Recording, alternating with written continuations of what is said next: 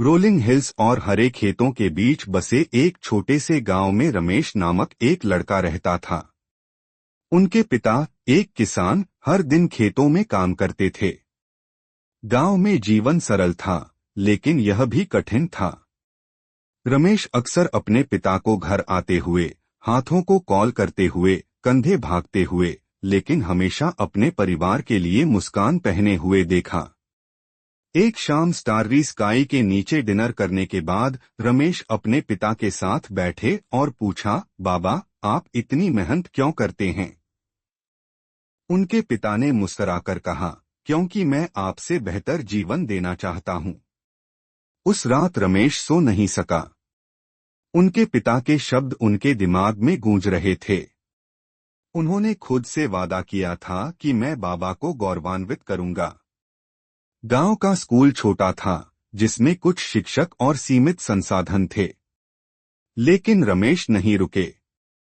वह अपनी हर पुस्तक को खा गया, कभी कभी पुराने विद्यार्थियों से पुरानी पाठ्य पुस्तकें ले लेता था।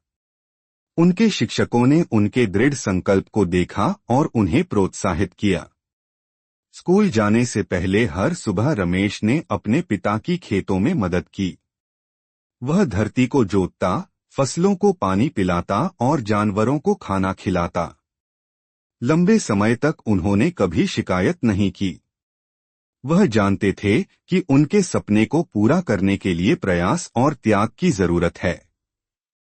अपने खाली समय में रमेश एक बड़े बरगद के पेड़ के नीचे बैठते थे, जो देर शाम को केरोसिन लैंप के साथ पढ़ते थे।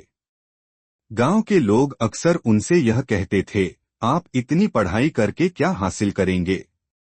किसान का बेटा हमेशा किसान रहेगा। लेकिन रमेश ने ऐसा नहीं माना। जैसे जैसे वर्ष बीतते गए, रमेश ने स्कूल में उत्कृष्ट प्रदर्शन किया।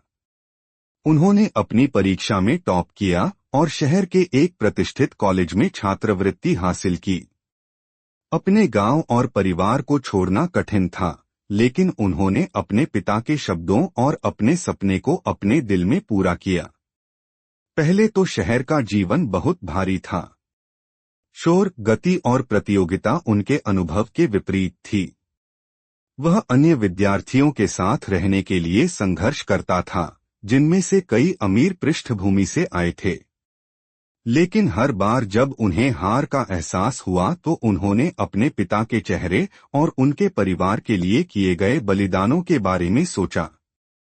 रमेश ने खुद का समर्थन करने के लिए पार्ट टाइम नौकरी की और देर रात तक पढ़ाई की।